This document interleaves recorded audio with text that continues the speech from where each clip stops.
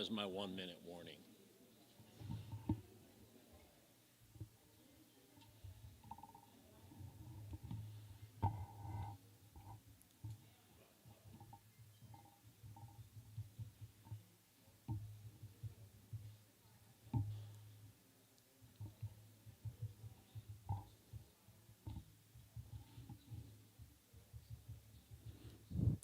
It's 6 o'clock, and welcome to our Pawnee Nation Candidate Forum.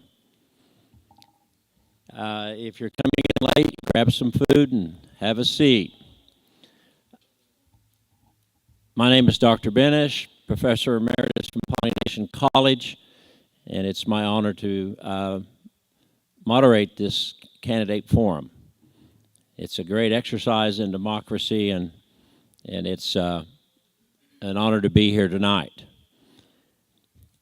We're going to stream this live on Facebook, Lone TP Production, and we're going to have written questions after the candidates introduce themselves.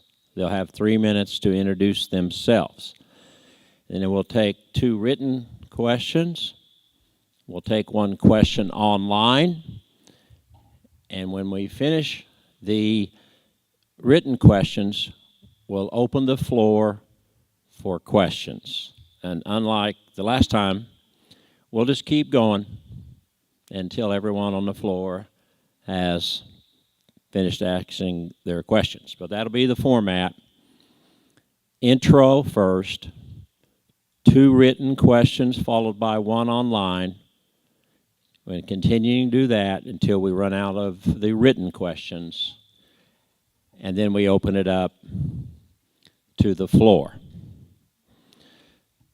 Any questions about that procedure before we start? Seeing none, we'll start with the introductions. And we'll start at this end with Donna Hare, and you have 3 minutes. Noah Akadadu. So my name is Donna Lynn Riding in Hare, and I am seeking seat number 2, reappointment or re-election for seat number 2. I have been with the Pawnee Nation for 32 years. I started in 1989 as a senior manager over personnel enrollment and communications. And one of the council people that hired me is here tonight, and was on the council. Oh, she may not want people to know that, so I'll withdraw that. But yeah, it was an exciting time to work for a tribe, and it has been an exciting time since. I stayed in that position for 6 years, and then went to the executive director's position when Elizabeth Blackow became the first woman president that we had. And so I learned a lot from her, and we worked together for a number of years, and we remember her a lot. We talk about her a lot and the guidance that she gave us. I appreciate all those women that came before us that paved our way to be able to serve on council. I know that it was really rough in the 70s and the 80s to get on council, and I really appreciate them for leading the way for us today to be able to, they've made it easier for us. So, I was with the Pawnee Nation for 18 years as executive director, and then I left Pawnee Nation. I got to spend the last 4 months of my mother's life with her, and that was a very special time. And then I've been working at Oklahoma State University. I teach 2 American Indian Study courses, and I serve as a co-advisor for the NASA, the student organization there, and I work at the Center of Sovereign Nations on the OSU campus.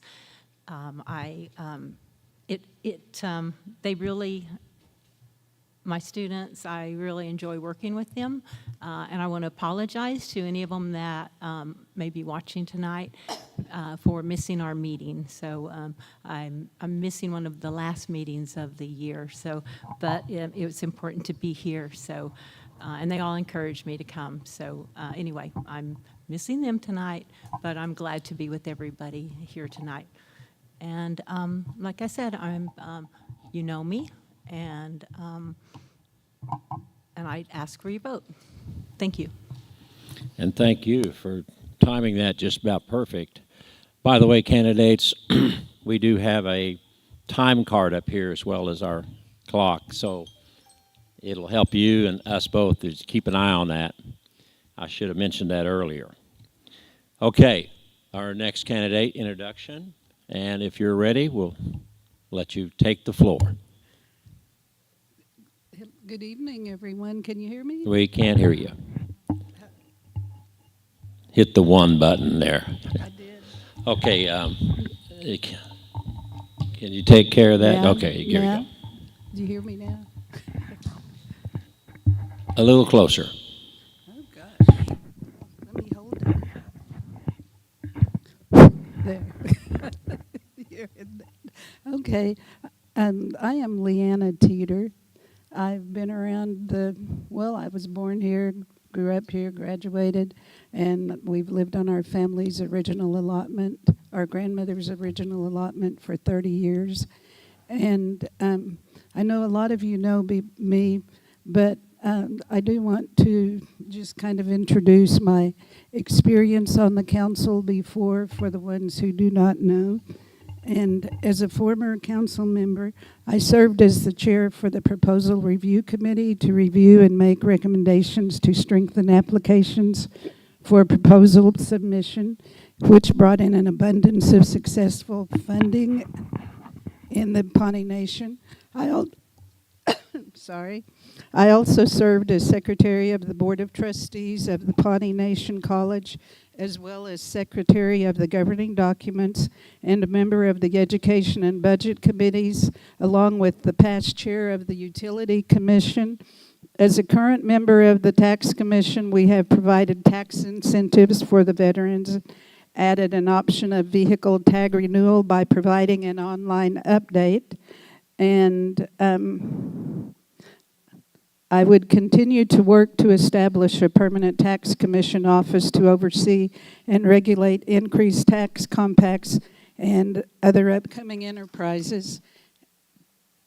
And as a council member, I would continue attending all of these committees and to know that what's going on in each one of them, because I do plan to keep in touch with all of you personally and get your opinions and let you know what's going on with the tribe. I am a graduate of Pawnee High School. Oh, 1 minute. I can't talk fast. Okay, my higher education is both a bachelor's and master's from Northeastern. I had 28 years of teaching in the public schools of Oklahoma, and I currently hold a Oklahoma State teaching certificate in 7 different areas. And during the past 14 years, I have worked in various administrative positions within the Pawnee Nation and the Iowa tribe. I appreciate you all coming. I hope that you will pick the better one, me, and the better one. What else do you say? And but you make your own decision. I'll just bring happiness to the council, in addition to being serious about things, which we can talk about later. Thank you. Okay, our next candidate, Cynthia Butler. Noah, everybody, my name is Cynthia Butler. I am the current, I'm seeking re-election for a council seat number 1. I've been seated in this position for the past 3 years. I didn't get to do the forum the last time because of COVID, so this will be the first opportunity to actually introduce myself, so I'll do a little bit of that. I do want to say that during my term, and it is a little bit intimidating because of the education that sits here at these tables, because I'm trying to finish my education. So I do appreciate that, and I do want to say that during my term, that was one of the things that was at the forefront, is supporting our youth, supporting our young adults in going into education and getting their education. I received my associates in business administration during my first year that I was in office, and then I will hopefully graduate this May with my bachelor's in business, general business from Oklahoma State University. So that is part of my personal accomplishments, but I do appreciate, the council also working with me during the media, classes and stuff like that. I do have a class at 7 o'clock tonight, so I do apologize if I may leave a little after 7. But I may not. I may just go ahead and miss it. But trying to do that and being in the forefront of a lot of the things that I did during my term, I think that it's important that we encourage our employees and our tribal members to finish their education and to go back to school. I'm 40 years old. So doing that and doing it now and being an example for my nieces and my son, I think that was one of the most important parts. But to also do it for our people, you know what I mean? Because I think it's important. I think education is important for our tribal members because I don't know. I'm still learning. But I really don't know what to say. But like I said, my career background, I worked in the executive office for I think 12 years. I was the executive assistant, and then I was also the office assistant. I worked under Donna Hare whenever she was the executive director, and then several executive directors after that. So working behind the scenes with all of the councils and with all of those who sat in these seats as well before me, I learned a lot. I see a lot of the people that I worked with here in the audience today as well, and a lot of the people that worked here. So it's really an honor for me to be able to serve in this capacity and to serve with the people that I helped do what they needed to do as council members as well. So thank you. And thank you. Okay, next we have Misty Nuttall, candidate Misty Nuttall. Tell us what your office you're running for too. I should have mentioned that. Some of you already did, but. Okay. No, tira stapi waha. Tata sasta wiriwa, tata kita, kitkahaki upasuhara. Tati chakaku pariru. Noah, my name is Misty Nuttall, and I'm running for the president for the Pawnee Business Council. I grew up around here, born and raised. I went off to college, came back after I got my education and continued to serve my Pawnee people, which is always where my heart has been. I, set out to get my education for the sole purpose of coming back. That was always an option for me, or not an option, but that always was what my goal was, and my objective was always to come back and use my education and all of my experience to come back and help wherever I could with, the knowledge and skills that I had. I've sat on various boards, commissions, committees, and I've sat in different capacities, or worked in different capacities with the tribal nation. From Tribal Development Coordinator, I started out as the, Human Resource, Enrollment, and Communications Clerk. At one time, when we were starting out, all three of those offices were in one office. And so we've expanded into those services that we provide for our tribal members. And that's what I want to continue to do. We've embarked on a journey into self-governance on the Indian Health Service side, and I know that we have sent in a letter of intent to do it also on the Department of Interior side. So it's enhancing all of the programs that we currently have and looking into ways that we can provide new and expanded services to all of our tribal members. That's something that we haven't done. We haven't looked into that. And so that's what I'm wanting to do, or I'm striving to do, is not only continue to serve in the capacities of the services and programs that we currently have, but also to expand on those and look into new ways, new creative and innovative ways, not just the same old contracts and contracts and services that we've continued to do. We're always allowed to renegotiate those and go after additional funding to do that. And that's just something that I haven't seen, with our staff or with our PBC is to go to the federal level and advocate, that we need more dollars to take care of our people. And that's what I hope to do is, elevate us to those types of programs. So I appreciate your vote and support on May 6th, and I would like to thank everyone for coming out this evening. And thank you. Our next candidate is Carol Chapman. Thank you. Noah, good evening. My name is Carol Chapman, and I am the incumbent treasurer, and I am running for re-election this year. And my background is in education. I have been a lifelong educator of Indian children. I'm retired from Northeastern State University in Tahlequah, Oklahoma, which is the university that educates the highest number of Indian students in the nation. A lot of my students are sitting out in the audience there. So but I was the director of the Center for Tribal Studies. I chaired the annual Symposium on the American Indian, a national conference for 30 years when I was there.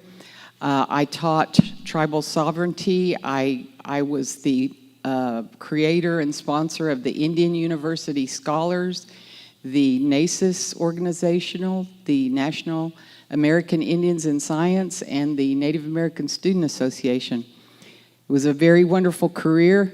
I was there 25 years, and so many of this, it was very rewarding, and so many of the students that I worked with went on to become, they're our tribal leaders now. And there's a lot of my students who went on and became teachers. And I directed an Indians into Medicine, National Indians into Medicine project. And I have a lot of the doctors that are in the hospitals that were my students. So I've had a very rewarding career. It's always been, for me, education is everything. It changes everything for our lives because we're able to educate our people and have a higher quality of life. When I retired from Northeastern State University, I went to work for the National Indian Women's Center, and in that job, I traveled all over the United States working with different tribes and organizations in the health field.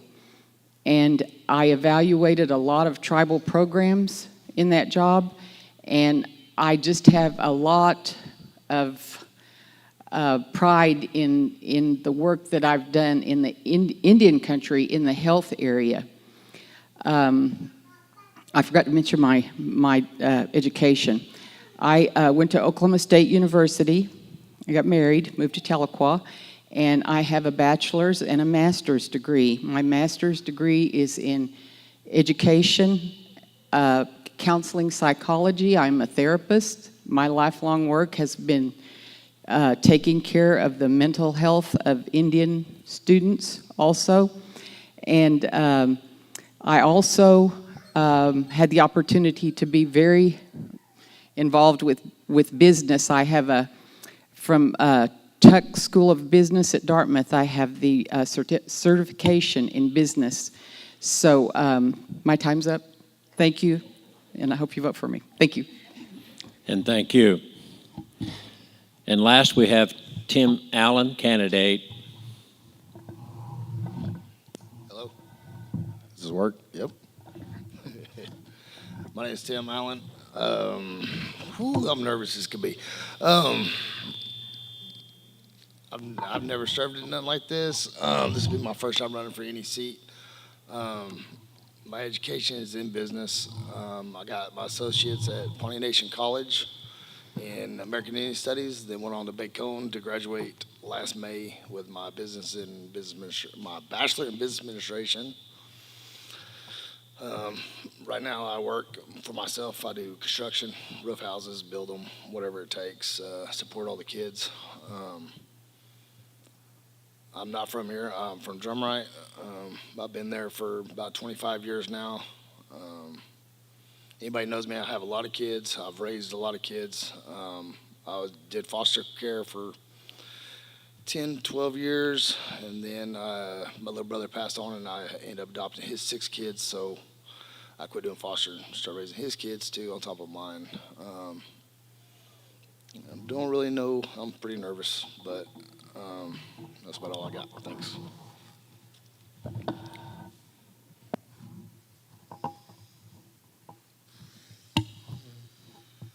Are you through, Tim? Yep. Okay. Well, let's give a round of applause to all the candidates for really a good job. I'd like to say, I remember one time hearing a bunch of candidates applying for a pretty important job. I think it was a college dean at Murray State University in Kentucky. And we went through a whole bunch of hours of interviews. And they asked what we thought of our candidates. And I said, well, they're all highly qualified, except for the one. That's the one they hired. So I'm not going to say that this time because all the candidates to me did a good job in presenting themselves. So what we're going to do now, though, is read a question from the floor. And each candidate has 2 minutes to respond to this general question. And we'll start with Donna. And some of you already answered this, so you can make it a little easier, I think, on yourself. How do you feel your background qualifications will benefit you as Pawnee Business Council member?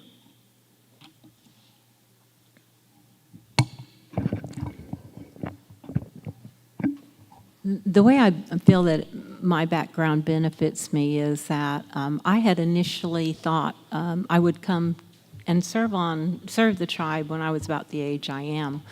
But I moved to Pawnee when I was 35 and needed to work, and I had the great opportunity to work for the tribe in my major, which was personnel administration. I have a degree from KU, Kansas University, in personnel administration.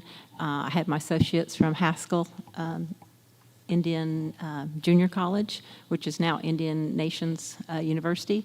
And I have my master's from Southeastern Oklahoma State University, and I can beat Cynthia on that because I did that at age 62. And got my master's. And so working over at teaching American Indian Studies has really helped me, and I wish that was taught before people came to work for their tribal governments, because there's so many important things in there, like the doctrine of discovery that the Vatican just repudiated, and that's what federal Indian law is based on, and why why tribes can't own land, and it came out of the Johnson versus McIntosh decision in 1823. But yeah, it's just having the knowledge, being around the tribal operations, knowing how it operates, and then staying active in the Indian country, knowing what's going on, knowing what our external threats are, and trying to counter those threats. Thank you. And to repeat the question, for the next candidate, it's how do you feel your background qualifications will benefit you as Pawnee Business Council member? Okay. I gave all my qualifications a while ago. I don't think you need to hear them again, do you? But I have been to the council meetings since the mid-90s. I don't miss very many. I keep up with everything going on, with everything that the council presents to us. But I do want to add that when I was a Pawnee council member before, I would follow sound principles of leadership and justifiable, honest, and make justifiable, honest decision-making. As business affairs come up, I would gather the facts. I would listen to the voice of the people. I would put the interest of the Pawnee Nation first above my own family and only after taking the facts into consideration would I plan to make my final decision. As long as this decision-making process is proven as a best practice for our tribe, I will agree to approve.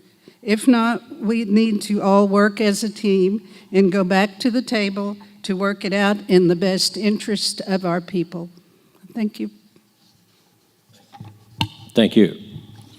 Okay, repeating the question for Cynthia Butler. How do you feel your background qualifications will benefit you as a Pawnee Nation or Pawnee Business Council member? I did mention that I worked in the executive office for about the past 12 years, and I think that working underneath the councils that I worked under, I think the Howell administration, I think is what it was, but I was also I was a staff support for all of the the committees, and sitting in the background, taking their notes, listening to all the other council members, and seeing what was going to work and what wasn't going to work. I think that helped build that from what I experienced. I think that was a lot of the intrigue, I guess you could say, to want to be where they were at. So whenever I did run for council, that's what I looked back on, thinking about all of the things that they accomplished and saw all of the things that they were doing during their term. And I was like, I want to do that for my people as well. So it was really inspiring, and it was really probably the biggest reason why I did it, because I looked up to all of those people, all of the council people that I worked with over the years, and there was a lot of them. But I think that was the background of it. I got on some commissions. I was on the election commission when I first started working for the Pawnee Nation. That, if you've never worked on that commission, and I know what the election commission's going through right now, doing all these elections and stuff, and it's hard work to work with your people, especially when it comes to tribal politics. But also was on the Liquor Control Commission, sat on the Environmental Regulatory Commission, and I learned a lot. So I think that just being a part of it, being a part of all of that growth and seeing all of the growth coming from these council members from the past, I think that was a lot of what I take as what helped me build where I'm at today. Thank you. Okay, for Misty Nuttall, the same question. How do you feel your background qualifications will benefit you as Pawnee Business Council member?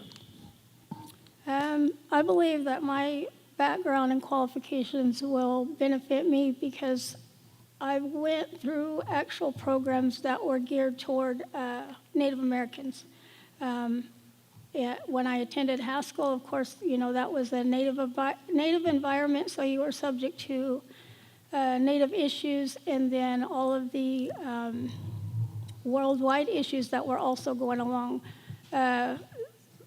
My degree there was in tribal administration, and then going further on, it kind of became, you went into generic degrees such as, I say generic, but broad degrees is probably a better term, such as business administration, and it kind of, you had to kind of have a mindset of that you wanted to work within a tribal nation, because all business administration is mostly geared towards for-profit organizations. So it was, even like in my accounting classes, trying to figure out how to circumvent issues back to making it apply to tribal nations. How do you be successful in programs where the success rate is based off of services rather than dollars? You had to become efficient in your spending. You had to become effective in the types of services that you provided with the small amount of dollars that you had. So I think being in that mindset and then working in the tribal government, in tribal administration capacities, from the clerk position all the way up to like I said, tribal development coordinator, the planning division, all of those things, you take different components every time you're in a position. You take those components to serve, the best needs of the people. And thank you. Okay, for Carol Chapman, let me repeat the question. How do you feel your background qualifications will benefit you as Pawnee Business Council member? I feel like I worked at the university level for 25 years, and in the job of the director of the Center for Tribal Studies, where I educated tribal people, I feel like my education will, and my experience in working with tribes and tribal governance in those 25 years will benefit me. When I retired from there, I went to work for the National Indian Women's Center, and there I worked with tribes all over the United States in their programs. I directed many national programs while working there, national federal programs.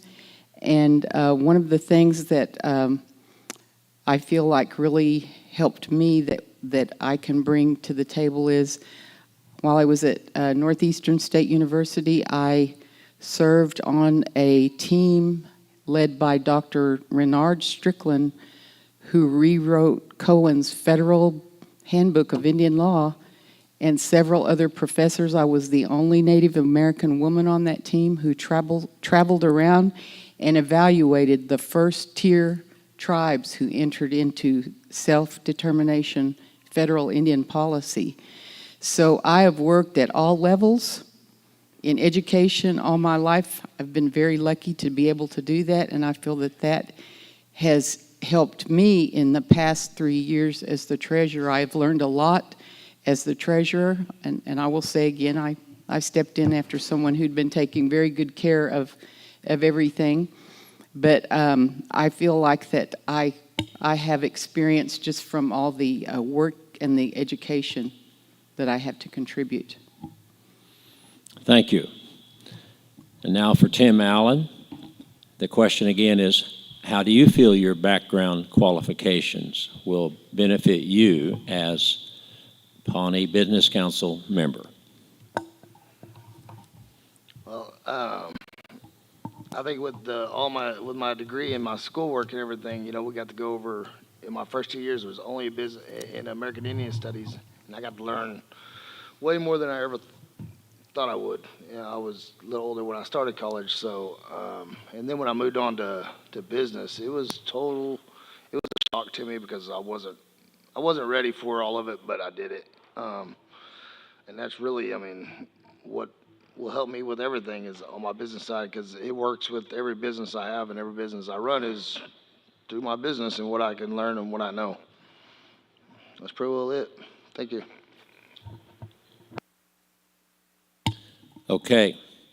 Well, that ends the round of the first questions, and slight change in the format. We're going to wait until we go through all of the questions that are written before we take some online questions. So the next question for all the candidates will be, how do you get new members of the community to participate in community gatherings?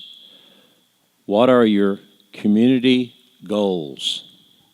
And we'll start with Donna Hare.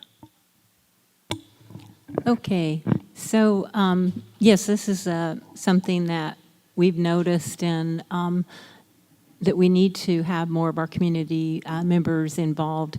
And I think the way that we do that is to really encourage everybody to attend, to make them feel welcome when they get there. And not everybody does that. And not everybody feels real welcome, because a lot of times we have places, that we like to sit, or, and so you walk into the area and you don't always know, where to sit, what to do. And so if we could encourage people to attend, welcome them when they get there, and help them, maybe explain some things to them if they, haven't really been around. I think that's the key, is making them feel welcome. Okay.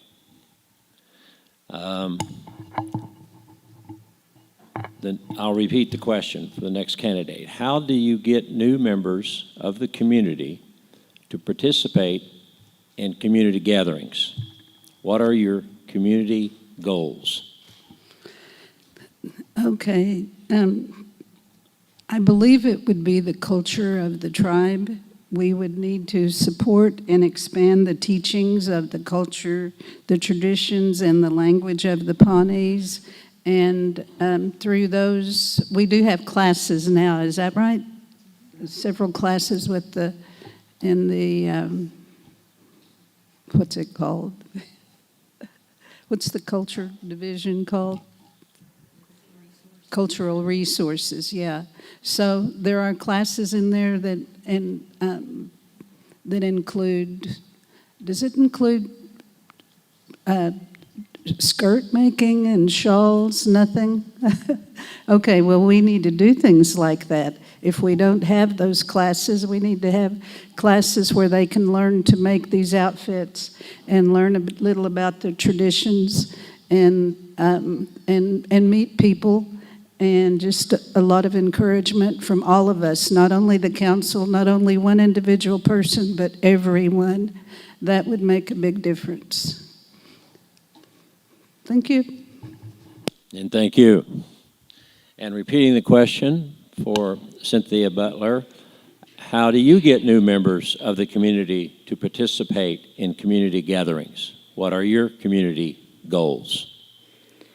Community gatherings. It reminds me of trying to get people to come to forums. Tonight we have quite a few people here, and that's awesome to see. We're going through a Constitution Convention, and we come across the difficulty of getting people involved and getting people interested. And it's been over a year and a half, and we've been trying and trying.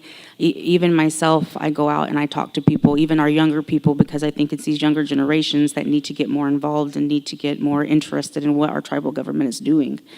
And so I try to talk to them. They always say, yeah, I'll be there. But, people are always busy. But I just think that it's kind of like what the other two women had said, is just making them feel welcome, inviting them. That's the first step, is inviting them. And I think just making them feel welcome, that they can join in on any type of forum or any type of gathering. I think that would be, it's got to be the main goal, that we try to get out there and put ourselves out there to say, hey, why don't you come? Why don't you join us? You can sit by me. I know I've done that to a couple of people. You can sit by me. It doesn't matter. Don't be nervous or whatever. You're always welcome to join us. So I think that'd be my thoughts on that. Thank you.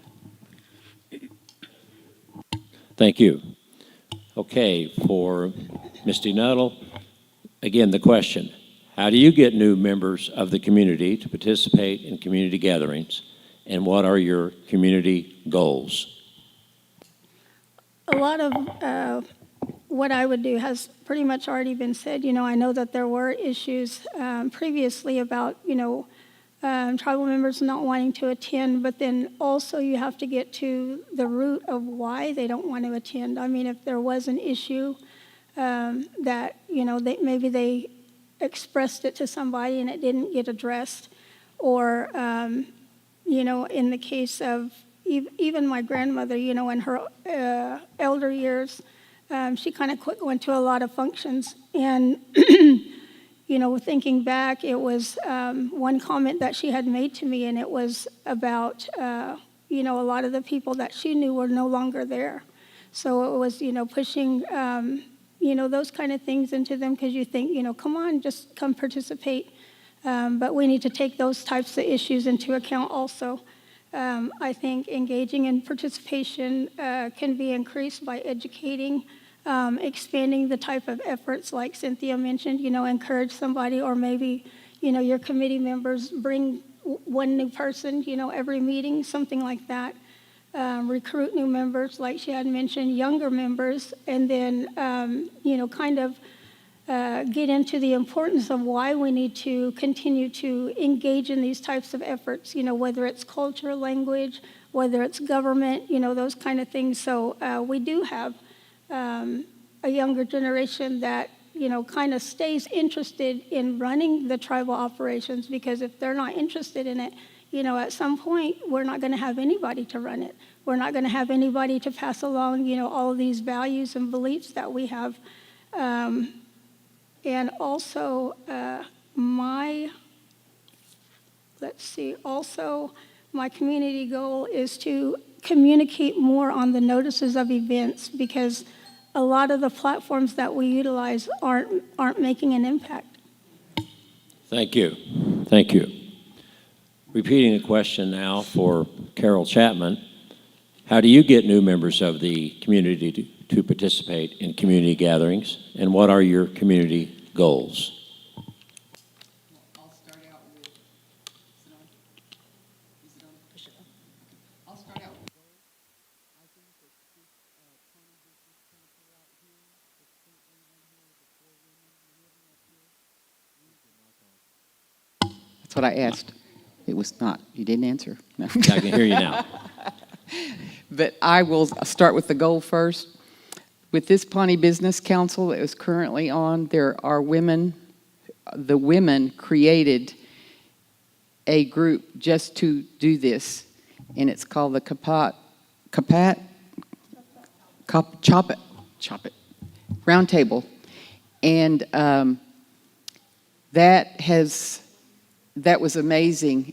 Our Pawnee women came out for that in unbelievable numbers. And what brought all of them out was one common thing that was important to them, and that was trauma. And I really feel like we started something, because I feel like you have to get people by what is important to them and what's going to help them.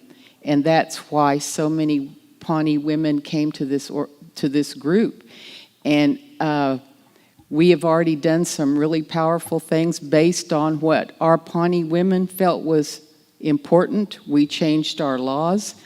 And so that is my goal, is to keep this group very strong and really take into account the needs of this community. I worked with coalitions all over the world. I was over the United States, New York, everywhere, and in my job at the National Indian Women's Center. And the bottom line, I think, is you have to get the stakeholders of your community and let them decide what is important to them. Thank you. Thank you. Tim Allen, I'll read you the question once again. How do you get new members of the community to participate in community gatherings? What are your community goals? I don't know, for me, since I didn't grow up around here, I didn't know about a meeting or nothing until about 4 years ago when I started school here. I've never attended anything, as I was never around here. We only seen Grandma on the weekends. And then even when I started school and would try to come to a meeting, like, I always felt like, since I was never around here, I wasn't part of. So I was always really nervous, and maybe it's just me. But, making people feel more welcome, and it has to be a great big deal, especially it's hard to get younger people to do anything. I have, 8 teenagers in my house right now, and I can't even get them to mow the yard. So to get younger people to do something, I don't know. It's going to be rough. Like I said, I was 36 before I went to my first meeting ever. So it's going to be rough. It's going to be hard to do. That's all I got. Thank you, Tim. Okay, we're going on to the next question, starting over. And this is a simple question. Maybe it won't take too long to answer it. And we're starting with Donna Hare. What is food sovereignty? Oh my, I see eyes on me right now that know a lot about food sovereignty. So food sovereignty is finding your way back to your own foods and producing them, producing them for your dances, producing them for your people, just for their consumption, and growing and developing growers and developing a market, and making those decisions yourself on what type of food you want to grow and how you're going to grow them. Thank you. Okay, candidate Leanna Teeter, what is food sovereignty? Okay. From what I understand, that is based on your community and how much food is providing vegetables and meats. And like Pawnee has only one grocery store. And so you have to purchase at their prices. So we have the tribe has started the land reserve, on the Pawnee Land Reserve. They have started the cattle company. Is there a name for it? I've never seen any name. What do we call that? 4 bands. Four bands? Okay, I've never seen that. So that's something else, Misty, like you were talking about, that hasn't been shared with everyone. And that's something we can really be proud of. So that would help with the food sovereignty, and also the vegetables growing, having gardens.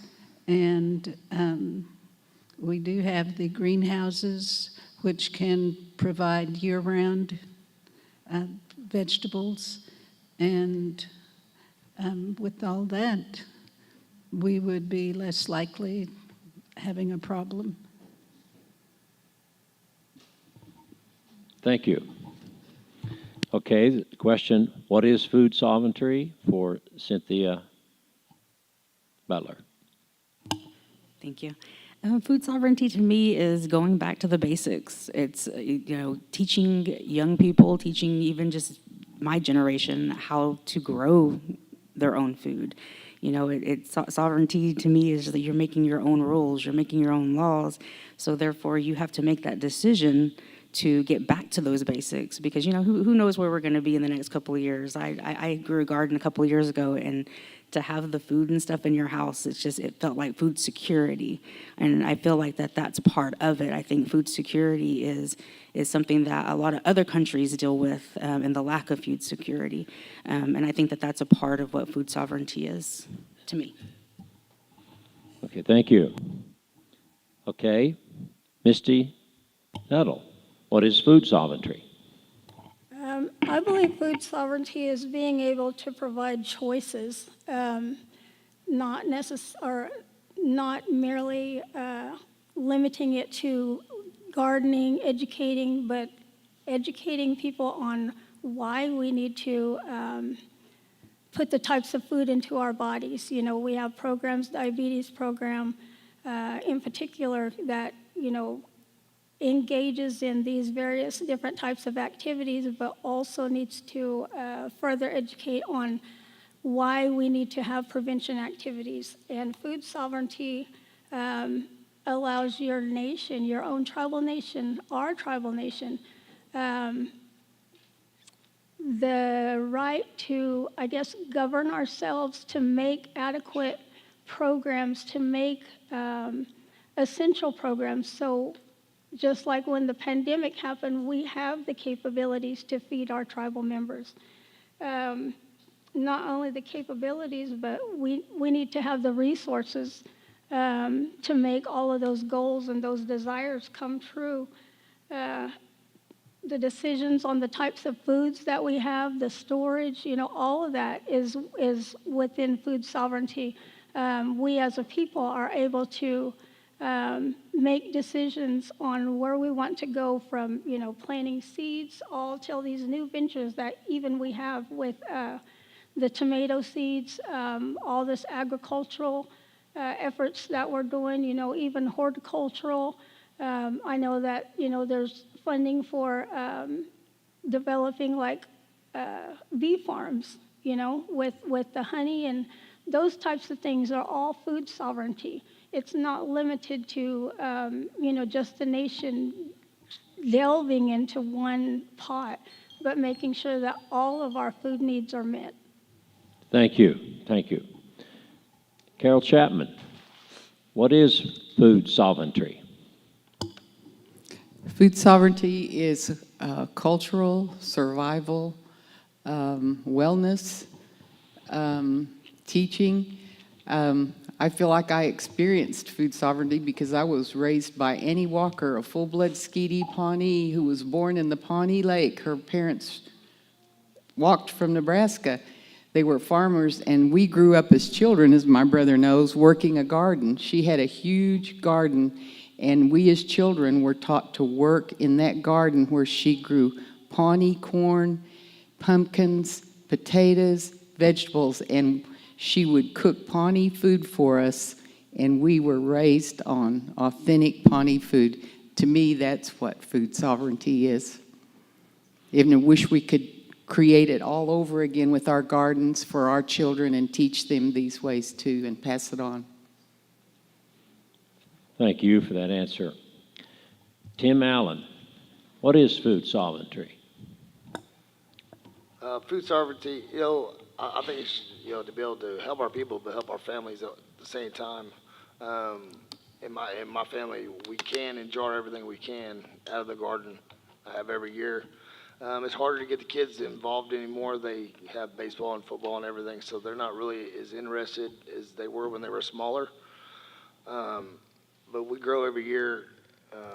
I don't grow traditional food, I guess. I grow tomatoes, green beans, everything we eat, everything I can. Whenever COVID hit, the schools would send home all those boxes of apples and different stuff, and we made applesauce and canned everything we could possibly get out of those. And for us, we still have so much in the cabinet. We could survive for a little while, and I think that's what it's about, is be able to grow enough to survive, not just me and my family, but several families at one time. Thank you. Okay, we're going to the next question, starting back at the end of the table. Where are ARPA funds being shown, revealed? That's where are the ARPA funds being shown? So they are in the financial reports that are maintained, and we use a resolution to spend those funds, so it's documented that way. Okay. I like those quick answers too. Leanna Teeter, where are the ARPA funds being shown? Well, I haven't been on the council, so I really don't know, but if you did attend the council meetings and you kept good records, you probably could find out where they were. That's the best I know. Okay. Thank you for that answer. Cynthia Butler, where are the ARPA funds being shown? I think that they're a little bit being shown in the quarterly reports. I look at our financials. I'm one of those people that does look at them, because council has made a lot of appropriations through resolutions, as Donna had said, and that's a big part of where you can find it. But in those quarterly reports, when we do post quarterly reports on the website, so you can see where the money's going. You just got to remember where they are through the council meetings. So I don't know. That to me, it would be more of a question for our treasurer, since she's the one who takes care of the financial reporting and stuff. And so I would probably rely on her expertise to put that out there and to report to the people what that is. So. Thank you. Misty Nuttall, do you know where the ARPA funds are being shown? We're not on the PVC currently, so I would assume in the financial reports, quarterly reports, if there's an annual report that's done, they can be shown there.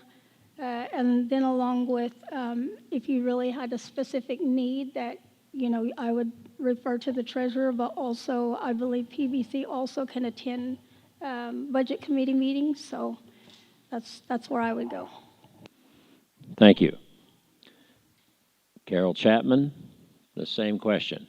Where are the ARPA funds being shown? Yes, I am the treasurer, and they are in the reports, and they are in the quarterly reports, and we have always put them in the Chodix paper, and we have not had a steady flow of Chodix papers during the COVID administration. But in the last one, we put in every resolution and every award was in the resolutions, and it was advertised in the Chodix paper. Thank you for that answer. And Tim Allen, do you know where the ARPA funds are being shown? Well, as you said, they're all in the reports. After Monthly, yearly. 5 answers, I think that's a good answer, too. Okay. Moving on to the next question.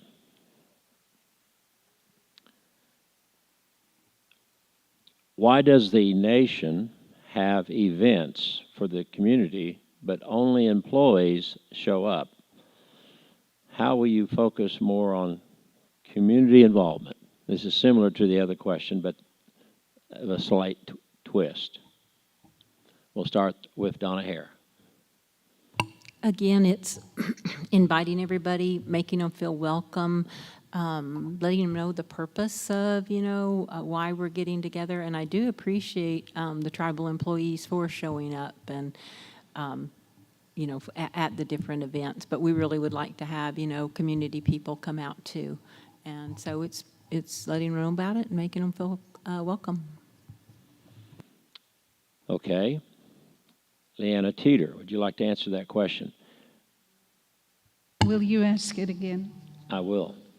Why does the nation have events for the community, but only employees show up? How will you focus on more community involvement? I'm not I'm not an employee, and I'm not on the council, so I do not know why they do not show up, other than there are very few ways that they have introduced these gatherings, including the Chodix paper, which I don't know when we got it last, but that would be the main way to do it, and you would need to plan it in 2 months ahead or something. And it seems to me the tribe, the administrative part of the tribe waits until the last minute, or if it's the division directors, whatever, they're usually just 2 days. You usually get a 2-day notice, which I will find them on Facebook. And a lot of our people don't do Facebook.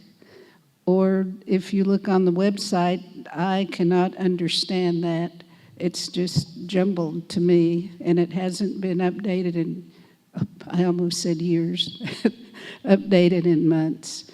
So that would be my thoughts about why there's no one showing up but the employees. Thank you. Thank you. And for Cynthia Butler, I'll repeat the question. Why does the nation have events for the community, but only the employees show up? How will you focus on the community involvement? I think it's important for the employees to be a part of it because it shows their support. But also want to commend the director of the Division of Health and Community Services, because it's all about location as well. She goes out and she has some of her events downtown where even the community outside of the Pawnee community, they gather. When you have an event down there, they've been going to the Buffalo Theater, they've been going and doing events down there at the gazebo, and it's not just tribal members or tribal employees. You have the people that do the businesses that are in the surrounding area there, but you also have the courthouse and you have the city hall who also join in on those events when they know about them. I think a lot of it goes back to communication and getting those flyers and stuff out there, but I think also it intrigues people and brings them in when they see things happening and you invite them over. I know that that's a lot of the things that they focus on and that they're doing just to raise awareness for the programs that they're doing. And like I said, I commend that division director for encouraging her people to get out there and do that because it is about location. Thank you for that answer. Misty Nuttall, how would you answer the question? How does the nation, or why does the nation have events for the community but only the employees show up? And how will you focus on getting more community involvement? Well, I think the reason for this is that there's a breakdown in communication. That, you know, there's a process, there's a communication process that outlines approvals for announcing an event, such as flyers and those kind of things. You know, I know even one of our events that we had with the JOM committee, we hadn't heard anything, so it was a matter of also following up, you know, on your event to make sure that it goes through the appropriate channels and that it does get sent out in a timely manner. You know, as someone has previously mentioned, you know, it's planning and getting your event announced in an advanced amount of time ahead of the event. Current platforms not being effective. Facebook, we know that, you know, there are events that are shared, however, they don't show up in your feed till 2 days later. There's that, and the way that I would address it is, like Leanna had mentioned, the website. That's supposed to be, you know, the source of all of our information. So I would recommend having a calendar that is kept up to date, you know, not only on program activities, but community activities as well. Thank you for that answer. Carol Chapman, why does the nation have events for the community, but only employees show up? How will you focus on getting more community involvement? Well, my observation has been that if you provide something of value to the people in the community, they will participate. And I think that's evidenced by what the council did during Christmas and the fundraiser in which our Cynthia was very involved in it. And that was getting a lot of contributions from all over the community for bikes and toys for children. Our children are valuable to the community, and the communications did a good job of getting that out, and we were packed. It was, the community participation was just amazing, and I think that you have to provide something of value, and our children are valuable, and that was for the children, so I think that's really kind of the bottom thing that I observed. Thank you. Tim Allen, why does the nation have events for the community, but only employees show up? How would you focus on getting more community involvement? Well, on the employees that show up, I think they just, I mean, we have a lot of employees, so, I mean, that's awesome. But to have other people show up from the community, I mean, just more advertising, beat the streets more flyers. And like she said, incentives, you know, if you're giving away something, people show up for it. You know, if you're coming just to look around and visit and then leave, it's hard to get young kids to be involved with something they're not getting nothing out of. So. Thank you. Well, we're making good time. We're going on to the next question. This is a simple, short one. Start with Donna Hare. What are your thoughts of having a full-time council? You know, it's needed. There's a lot of work there. I know that for years we've done part-time councils, and there have been times where there have been a lot of retirees, and so, you know, they could have meetings in the day, but then there's also been times where there's a lot of working people on the council, and it's really difficult to do all of the legislative work that needs to be done in addition. So I think that we need to look towards going to a full-time council. Thank you. Leanna Teeter, same question. What are your thoughts on having a full-time council? A full-time council. I believe that would be good.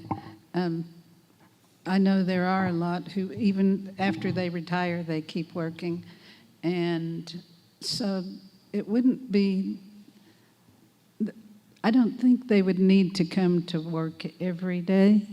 I think if they were assigned 1 day a week to be there in the office all day long, then the people would know that that person will be there and they can come to them with questions. And as for the meetings, they can be, I think it would be better if they were held during the daytime. The council uses a lot of the employees to help set up and prepare and take care of the whole meeting. And I always feel bad that they're leaving in the dark and leaving so late and putting so much time into this. So that could just be some of their part of their job description in taking care of it during the day rather than going into the night. Thank you. Cynthia Butler, what are your thoughts on having a full-time council? I'm trying to think because I think it's a good idea, and I think that being a younger person who does have to work to provide for my family, I think it would be hard. It would have to be a lot to bring in revenue. First off, the tribe has to bring in revenue to do that, because you'll have to pay them probably a bigger salary, almost like a salary to come in, because the stipends aren't that much for the work that the council already does. But I think that it's, for somebody like me, I would be like, it would have to be kind of like Leanna said, set time, set hours, because I still have a family to provide for. And I think that for me, would be the most difficult part. But for those who are retired, for those who don't have to do that, I think that would be a great idea. I see a lot of councils who do have full-time council members. But like I said, it would have to be the revenue that you're bringing in and making sure that you're able to pay those just like employees to come in and do that job, that legislative work. So I have a little difference of opinion on it, just because I'm a younger person and have to provide for my family. So, Thank you for that answer. Misty Nuttall, what are your thoughts on having a full-time council? I'm a little conflicted because, in my opinion, when you're on council, it is a full-time position. It's not paid as a full-time position. There's no benefits, but it is a full-time position. You have issues that are ongoing, whether it be tribal issues, whether it be legislative issues, and you have to have time to research and read the materials. So it's not, in my opinion, it's not a matter of whether it needs to be full-time, but as Cynthia mentioned, it's having the resources to support it. I mean, I'm all for having a full-time PVC, but we don't have the dollars to do that. Because like she mentioned, along with having a stipend or, then moving it even to a salary position, you have to have some kind of compensation package for benefits, health, life, retirement. So that's the issues that I have. But, like I said, I'm all for having a full-time PVC. Thank you for that answer. Carol Chapman, what are your thoughts on having a full-time council? I agree with most of the people here. If we did have the financial resources, we should have a full-time council. And as Misty said, it is like a job. And especially during COVID, we met so much, and it's a job of love for our people too. The successful tribes have full-time council people that they pay. They're there every day, and it enables them to take their tribes further because they can put a lot more effort into it. So hopefully someday we can reach the point where we can have a full-time council. And thank you for that answer. Tim Allen, what are your thoughts on having a full-time council? I think it's a great idea. But, I mean, I've never sat on council, so I don't know how many hours a day they actually work not getting paid. So I'm sure they're working, more than a full-time job already, just not getting benefits that way. So if we have the money to do it, I see it being great. Okay, thank you for that answer. Now, this is directed to the people running for re-election, so you'll have to remind me about that. what specifically did you do during your time in office these past 4 years that would make me want to vote for you again? And we'll start, now Donna, you're running for re-election, so you'll be one to start this round of questions. We navigated some rough waters over the last administration, over the last 4 years, and it was really difficult. It was really divisive, but it was important for us to go on as a tribe and try to work as a team.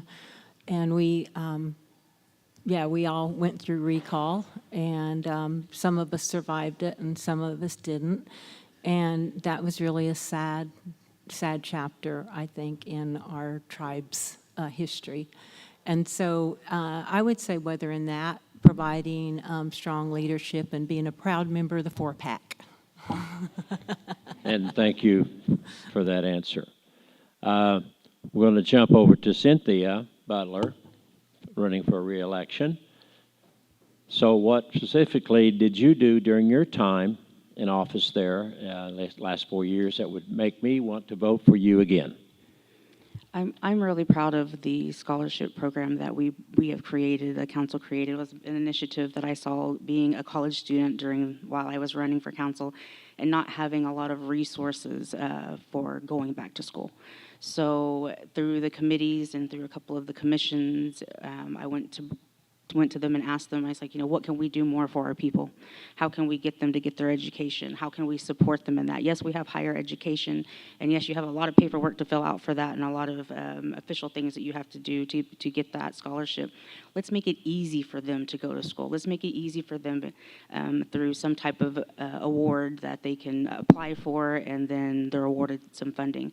These past couple of years, it's really been, to me, it's really been successful because I'll mention the Princess Committee because I'm really, really proud of the women that are on this committee. They've provided 5 scholarships, 2 for $500 and 3 for $300 for young women, and they based it on women empowerment for them to go back to school and for them to continue their education. So I'm very proud of all of those women who applied for that and who were awarded, and I think that that's one of them. I want to continue that. I want to get more of our commissions involved because they do bring in funding that they can do. I think the Liquor Control Commission is the only one right now that's joined in, and theirs is open up for employees and tribal members all together. So I just think that for me, that's the most important part, and that's what I will focus on. And I think we're working for our people. What better way than to get them to encourage them to get their education? Like I said, being a person who did that while I was in office, I think it's important to promote, and I think it's important to invest in our tribal members that way. Thank you. And thank you for that answer. And our last candidate that's running for re-election would be Carol Chapman. Thank you. I will say for me, it is my proven record of 3 clean audits and 3 balanced budgets. We met constantly during the pandemic.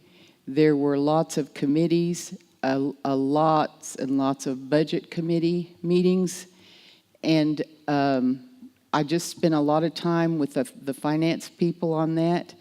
As treasurer, you have oversight over the whole thing. I feel like I have provided really strong oversight, and I wasn't very popular doing that a lot of times. And I'm sure this current council can tell you that there are times that if I felt in my heart, and I was watching it, that if it was not in the best interest of the Pawnee people, I would speak up.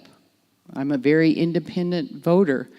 I do what is in the best interest of the Pawnee people, and I will speak up. And I have created times where we had to hold off and table things because I so strongly felt that it was not in the best interest of the Pawnee people. The other thing that I am really honored to have done is I serve on the board of the new behavioral health center that we're building. I served on a couple of the committees with that and have worked with the Ascension group that we are partnering with. We're going to be breaking ground, and the new facility will be built here soon. that will provide services for our people who are recovering from addiction.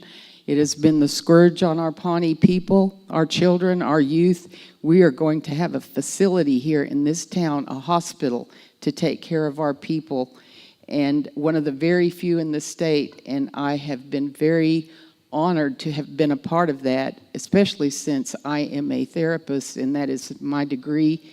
And I am also an alcohol and substance abuse counselor. Thank you. And thank you. Okay.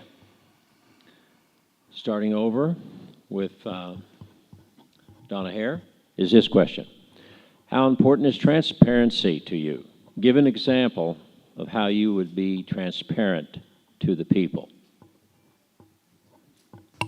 Being transparent is keeping everything out in the open and having your discussions in the open, major discussions that you have, posting things on the agenda, getting the notice out in advance, and then giving a comprehensive report of business done in the meetings. Okay, thank you. Leanna Teeter, how important is transparency to you? Give an example of how you will be transparent to the people. I believe it is very important. There's a lot of, secondhand news that some of us hear, and sometimes it's not what it should have been. So I would work to provide the Pawnee people an improved clarity about all business proceedings.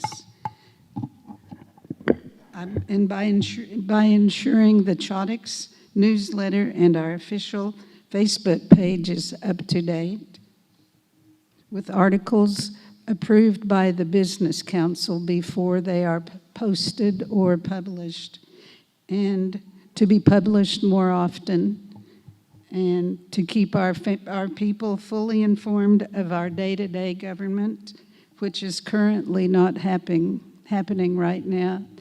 So that's what I would do to make sure everything is transparent. And thank you for that answer. Cynthia Butler, how important is transparency to you? Give an example of how you will be transparent to the people. I think transparency is important, but I also think consistency goes along with transparency. If you haven't watched a couple of the council members, it just gets to be where people bring their own personal agendas to the table, and that's fine, but you're not being transparent on how you're doing things. There's a way of doing things. There's procedures. There's structure. And some people just, I don't know, I've watched a lot of the councils over the years say they're being transparent, say that they're going to be transparent, but yet what are you trying to be transparent about? You know what I mean? It could be any type of thing. Your financials, we do that every time in a quarterly report.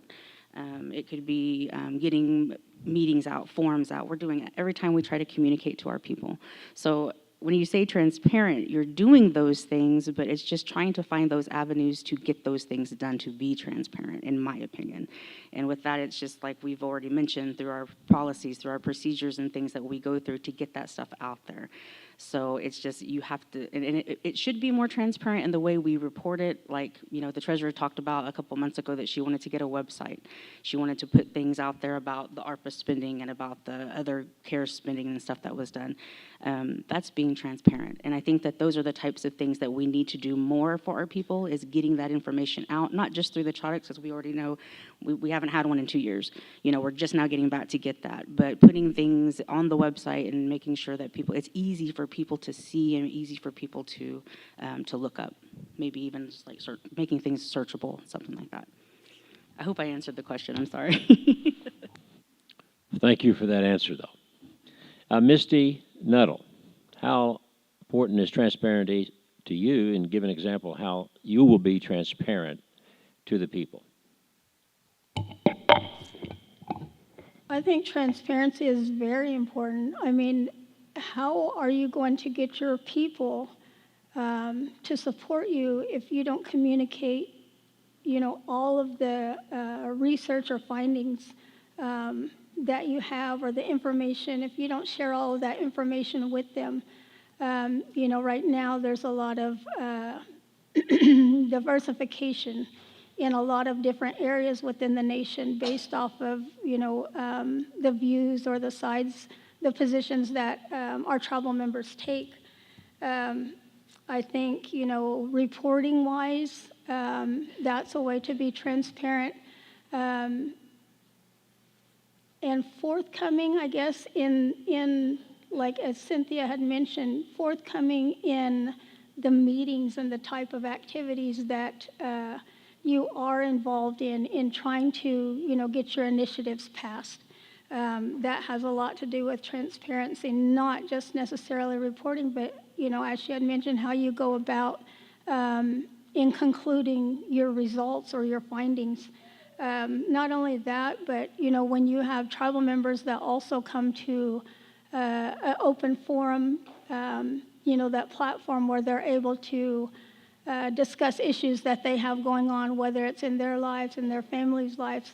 I think a lot that doesn't happen is the PBC doesn't take note of that and then report back to them.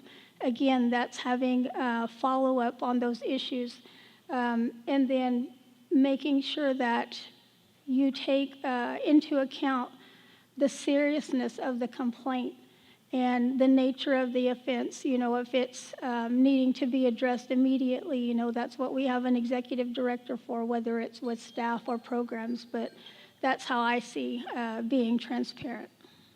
And thank you. Carol Chapman, how important is transparency to you? Give an example of how you will be transparent to the people. I think that transparency is probably the number one thing that should happen for elected officials. It was very difficult during COVID at the first part because we couldn't see each other. So we used technology a lot during our administration here. I feel like there's kind of a generation gap, and I'm always have to deal with it because I'm one of the X or the silver or whatever, and I was born too early, I guess, but I am just technology challenged. And it's I work at it and I can learn it, but I feel like a lot of our elders who are interested and other people are not really proficient in the methods that we use, because you have to learn how to dig and hit the right button and do things like that. And I feel like that's what happened. And the way we can fix it now is just be more aware and listen to our people that's a complaint, that they couldn't get the information off of the technology that we use. So if we could just improve that, maybe by having some classes, or we have an excellent system, I know that much. So I think it's more of a learning and an evolving, because we are evolving as a nation, and we're getting bigger, and we have this need to get out what we're doing to our people, for our people, I mean. And so I feel like we could do more actual written newsletters too, because a lot of our people are used to written newsletters. So that's what I would suggest. Thank you, and perfect timing. Tim Allen, how important is transparency to you? And give an example how you will be transparent to the people. Transparency, I think, is a big thing, just because for the communication part. Last time I was too close, sorry. Just for the communication part and getting whatever we're doing out there to every tribal member, it's going to be pretty hard, because not everybody gets on the computer, gets on Facebook, gets on all this stuff. I don't get on Facebook a lot, so when I go through all of our stuff, I'm trying to catch up 3 weeks at one time. I don't mind the newspaper, but I don't get it in Drumright. I've never been sent a paper. So to get the paper out to all the members, not just the ones that live here or the ones that can stop by here and grab it real quick. And on the Facebook thing, I guess I just got to get better at getting on and reading what we're doing and what we're not doing with the tribe. Thank you for that. I'm going to combine these two questions, and we'll start with Donna Hare again. How do you feel about recycling and the litter problem? Is it important for the tribe to have recycling, and how can we take care of littering at the same time? Recycling is very important, and we instituted a recycling, but it wasn't sustained. We do need to have recycling. We need to have receptacles out. We need to be recycling everything that we can, the plastic, the paper, the cardboard, and we need to make sure that that we are recycling and that we're making it easy for everybody.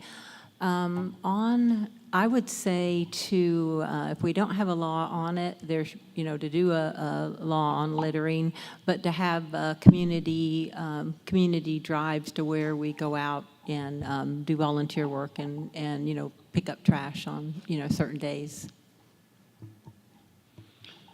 Thank you. Leanna Teeter, how do you feel about recycling and the litter problem? Oh, my goodness. I have been doing that for the past 30 years at least. I recycle at home. We keep it in separate bins, and we take it to Stillwater to the recycle program there. It would be nice is this for the tribal reserve, or is this question for the tribal reserve for individuals in their homes?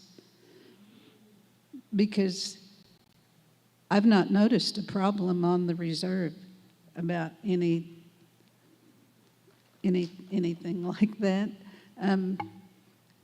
If it were, I'm not even sure what program that could be included under. We would probably need to, I guess property would be a good one if everyone is interested in recycling. It wouldn't be too bad of a deal to do. I approve of it. I mean, I would agree that recycling would be good for the tribe, and probably through the property program or division, and with plenty of notice about what's going on for it. Thank you. Thank you. Cynthia Butler, how do you feel about recycling and the litter problem? Recycling. I think it's a good idea. I know that whenever we were, I remember whenever the recycling thing, that the initiative, it didn't work out. But I know that when I was in the executive office, we recycled toner. And whenever you send off your toner, they give you a little bit of money. It wasn't very much. I think the most we got was like $15, $20 and we collected them from everybody. We put little recycling bins at all of the departments and in the buildings, and whenever they would get done with their toners, we would ship them off, and they would give us a little bit of money. I think that maybe not property, but maybe something like if they're going to be getting like a little bit of money from it, it would be a good idea for maybe an initiative for the employees club, which is still the employees doing it, but then they're making a little bit of money from the recycling that they're doing. That's, I think that would be some type of endeavor for them to do. But I do like it. I go to other facilities and other government facilities, even over at Oklahoma State University, where they have 3 of the trash cans there, and they have them labeled of what they are. So I'm always having to watch where I put my thing, because people do watch you whenever you put it in the wrong bin. Hey, that's the wrong bin, and then you grab it back out and put it in another bin. So when you make people aware of it and you just have it there and available, I think people would recycle and wouldn't litter. Because like I said, Leanna mentioned around the reserve, I don't think we have a litter problem. Our property department does a really good job in picking up the trash and making sure that the reserve looks really nice. So, thank you. Misty Nettle, how would you handle the recycling and litter issue? I think this is a very interesting question, and I would be interested in hearing, a little bit more specifics behind it. How do I feel about recycling and littering? I'm all for recycling and littering. When we moved or lived in Maryland, that was a part of the state requirements, and then walking your dogs, you have to pick up after your dogs or else, you face fines and penalties. So hearing, that we don't necessarily have law and order codes on littering, that's something, that would first of all need to be addressed. Myself too, I'm not aware of a big littering problem. As mentioned, property takes really good care of our properties.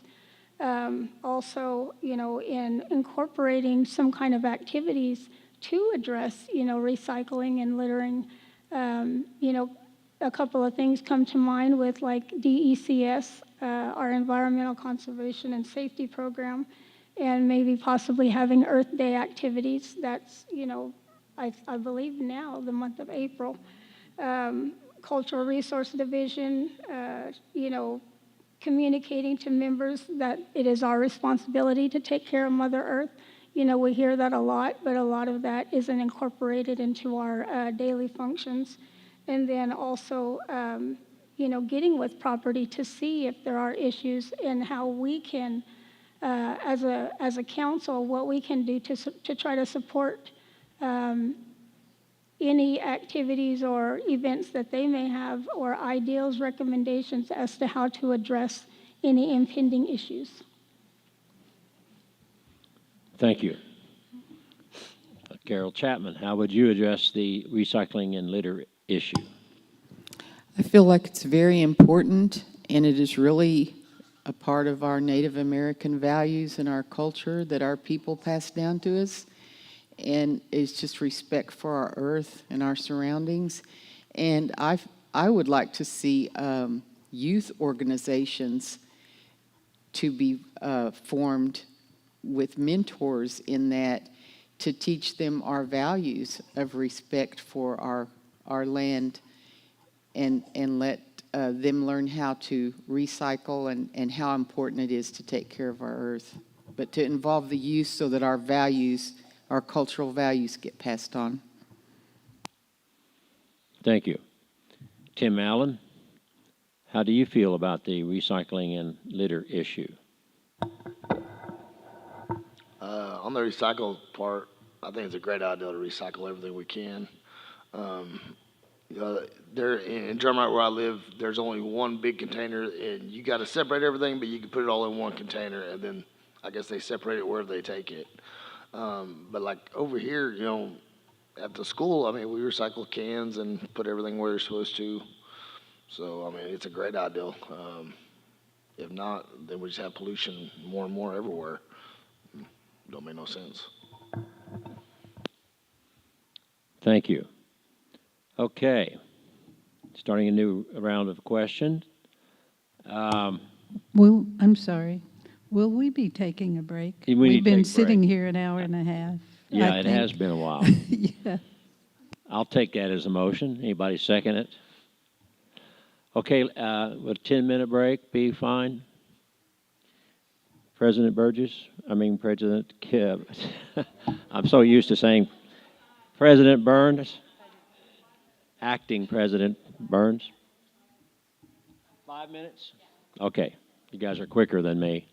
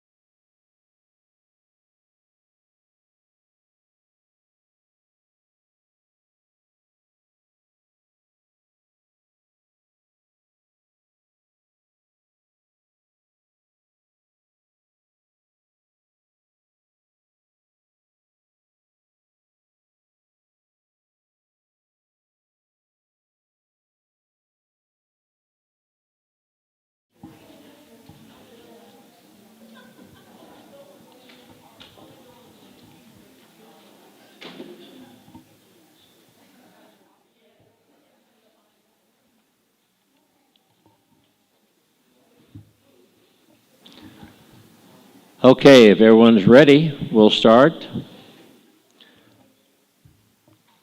And we'll start with Donna Hare. What are your thoughts on P.N.Drippa? You know, I knew that question was going to come up tonight. So my thoughts are I support the rights of indigenous people no matter where they are. And I support it. Thank you. Leanna Teeter, what are your thoughts on P.N.Drippa? P.N.Drippa, Pawnee Nation Declaration of Rights for Indigenous People. Is that right? Yes, On the it sounds- reservation? A on the end there, but Oh, act. Act, Okay. yeah. So that means that our council has implemented that into our tribal government. And it has not been the, I'm just kind of, I believe it has not been approved by the federal government yet. So in a way, it really has nothing to do with this right now. I do know we are the only, oh gosh, 1 minute. Okay, we are the only tribe in the country that has approved it. I do not approve of it. As your council member, I would vote, I would support rescinding this whole act. Thank you. and thank you. Okay, Cynthia Butler, what do you think of P.N.Drippa? I support the Pawnee Nation DRIPA. I was one of the ones that came to the Governing Documents Committee, and I support indigenous rights of all people, of our Pawnee people, of other tribes. I think that this act is it is a policy. It is a guideline as a policy, and it's not been implemented or enforced through federal or state. And I think that that's the next step. I don't think that there's another step right now for the tribe, but to leave it as a policy. But I do support it. Thank you. Okay, next candidate. What are your feelings on the P.N.Drippa? Okay. Misty. Pawnee Nation DRIPA. I just recently have been reading the UNDRIPA, and you know, I kind of was trying to understand what the issue is and why we don't support, or you know, why we had dissension with the support and then with not supporting it. Within our DRIPA, it's my understanding that as of this moment, you know, we're just making a declaration, and there's not really action that's required on our part yet because of just what has already been stated. The United States did not support it, and I kind of find it not hard to believe because of the way that our nation was founded. You know, how would they go? I just don't see them going to an international conference supporting indigenous rights when our history reveals otherwise. And so I think if you'll note in the UNDRIPA, there were 4, I don't know if they call them states or what they necessarily call them, but the United States did not vote in favor of it. So that's me right now. I don't really have a position. I know that Pawnee Nation has passed it, so you know, until it is otherwise rescinded, then I would, you know, have to support it as well because that's the law right now. But also, I'm doing my due diligence and trying to do my own research and have my own understanding on, you know, how this necessarily impacts the Pawnee Nation. So. Thank you. Carol Chapman, your feelings on the Pawnee Nation DRIPA? Yes, I was involved in the vote with that.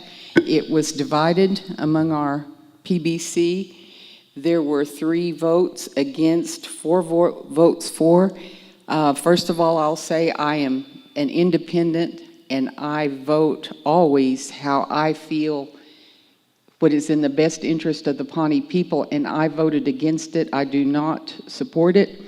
My reasons are, number one, we were told at the first forum that we were not implementing it, and at the last council meeting, our president said 4 times we are now implementing it in Colorado and Nebraska and Kansas. There's a toolkit put out by the Native American Rights Fund. We have followed that. What we have conducted and have voted on is wholesale implementation of the Pawnee Nation laws and government. This project has been in operation since 2000.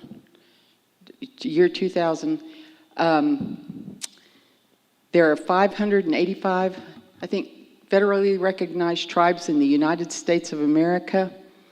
In that many years, not one tribe in the United States has done what we are doing, which is wholesale implementation of the United Nations Declaration.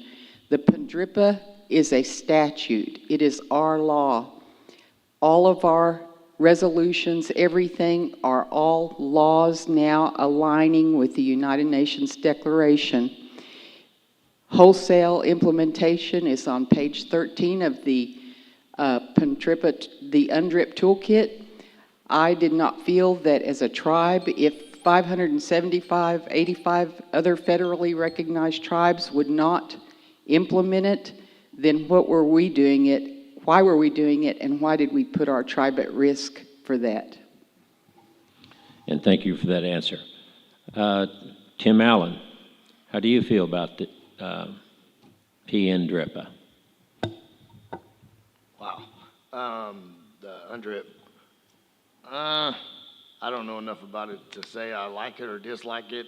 I have not read all that for sure because that's a lot of stuff. I did watch the council back and forth on it and back and forth on it and back and forth on it. But right now I have no opinion about it because I don't know enough about it to say yes or no. Okay, thank you for that answer. And related to that, and I should have combined this, apologize for that, is how do you feel about the tribe being a member of the United Nations, since the United Nations put forth that declaration? So we'll start with Donna Hare. How do you feel about the tribe becoming a member of the United Nations? Well, we are not a member of the United Nations. We endorsed it. We did not implement it wholesale. But my question is worded as a follow-up to the UNDRIPA. Since we are implementing, or the tribe has voted to implement it, how do you feel about the tribe having a benefit to join the United Nations? That's one of the questions here.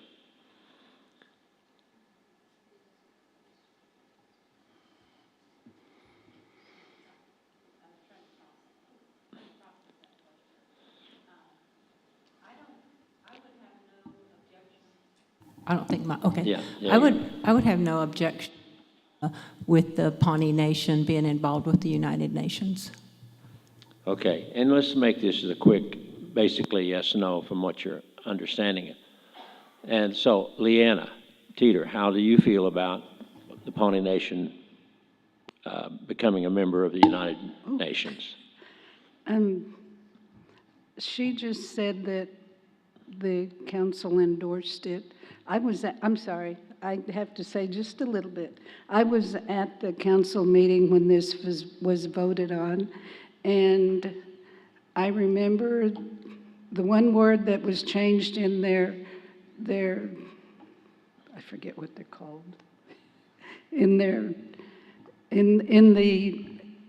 act, was the word implement. and they changed that to enact. When I got home that night, I thought, enact means the same. So I looked in my dictionary, and it said, enact is to implement. So it is with the tribe. The tribe has implemented it. And like I said a while ago, I would rescind it if I got on the council. Okay, So no. thank you. Cynthia Butler, could you address that question about membership in the United Nations? I don't think that implementation or enacting or endorsing is joining the UN. That's not the intention of what the policy says. So I don't think that that is something that's on the table for us to be a part of. Thank you for that answer. Misty Nuttall, how do you feel about that, a nation becoming part of the United Nations? I would agree with Cynthia, not only because of that, but I guess the question is in response to UNDRIPA, and not necessarily just whether or not it's beneficial for us to be a member of the United Nations. That's the context that I'm taking it in. And I don't think it necessarily requires us to do that. Like I said, in my findings or the research that I do after I read all of the materials, that's, I would have to reserve that to make that decision at that time. I mean, without having all of the relevant information at hand, it's hard to say whether it would be beneficial for us to do that or not, or wise to do that. And thank you for that answer. Carol Chapman. I have studied that toolkit back and forth. I could almost write it myself. We are in wholesale implementation. At the last council meeting, President Echohawk said 4 times we were implementing it. It is a law. It is our law now. And it's 46 articles, the United Nations Declaration, and it's 46 articles. Again, no other tribe in the United States in 13 years would do what we have done. We are the only tribe in council in the United States to agree to implement it. Thank you. Tim, what do you think about the benefit of joining the United Nations or that issue? I don't have an opinion about it. Like I said, I haven't read about it, so I'm not going to say yes or no, but from what it sounds like, I wouldn't be in favor of it, so. Okay, moving on to the next question. Donna Hare, are you in favor of lowering tribal enrollment blood quantum?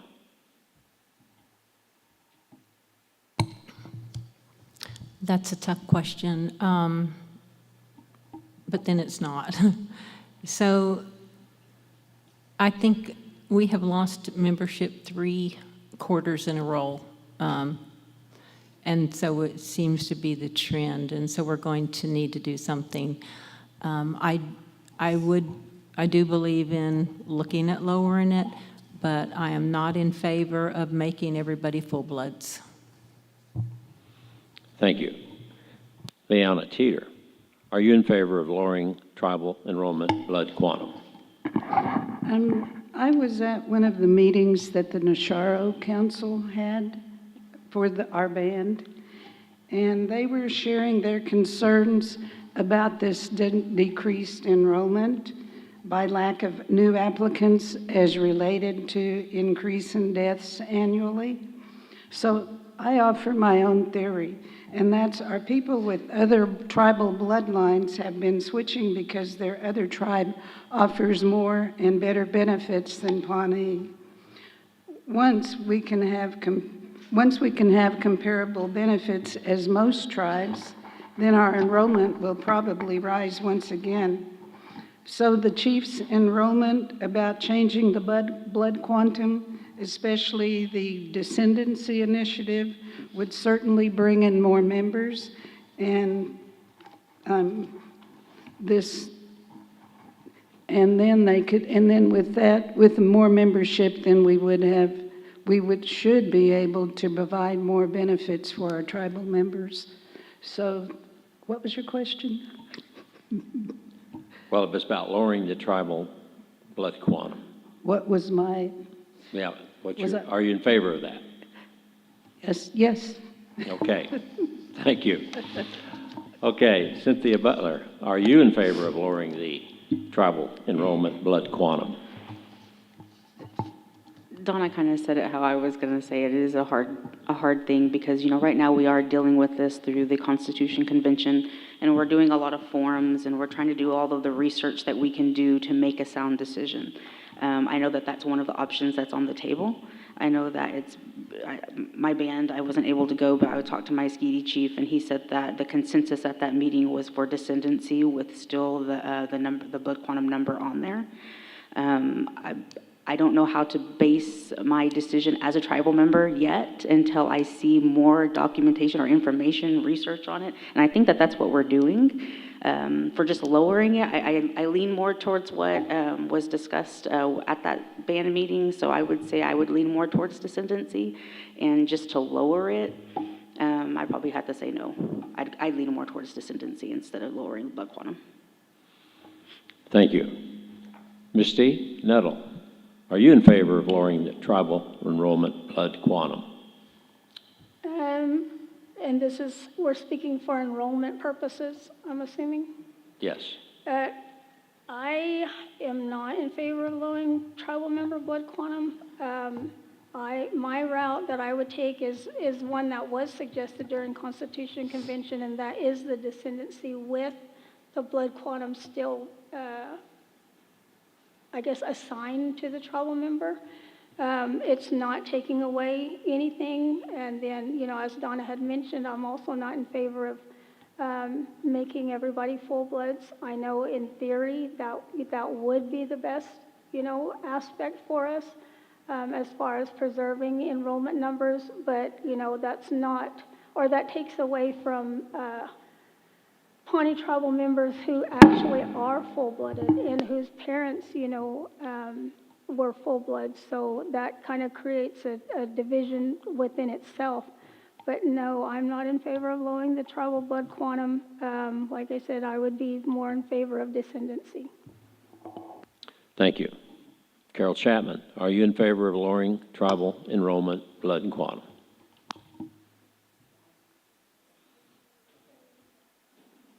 Okay. I have been listening to different groups here in our community, and I attended our band meeting.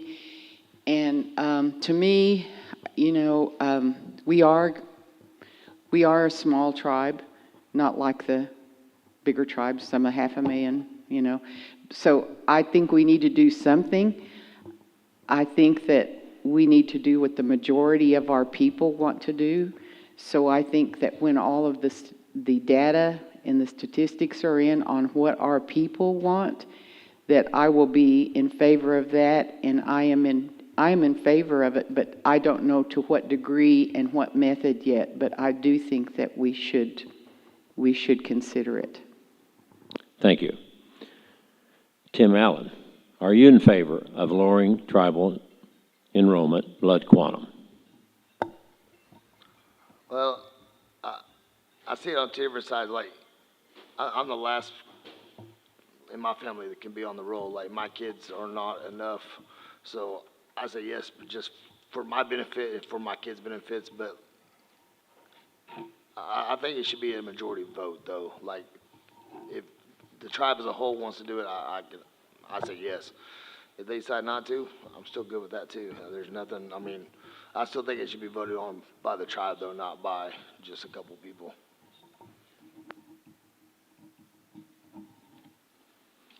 Thank you. Okay, I have a question just for Misty Nuttall. What do you plan to accomplish that hasn't been done already in your administration, should you be elected? It just so happens that we have entered self-governance for the first time. In order to do that, we had to prove our fiscal responsibility, fiscal accountability, have those 3 years of clean audits. And what hasn't been done is we haven't looked at our medical programs, been able to design a comprehensive healthcare program. There's a lot of need within the area. We know we see it with contract health, which now is purchase and referred care. We've entered, we've provided notification to the Department of Interior that we also want to do that on the DOI side. A lot of the programs that we have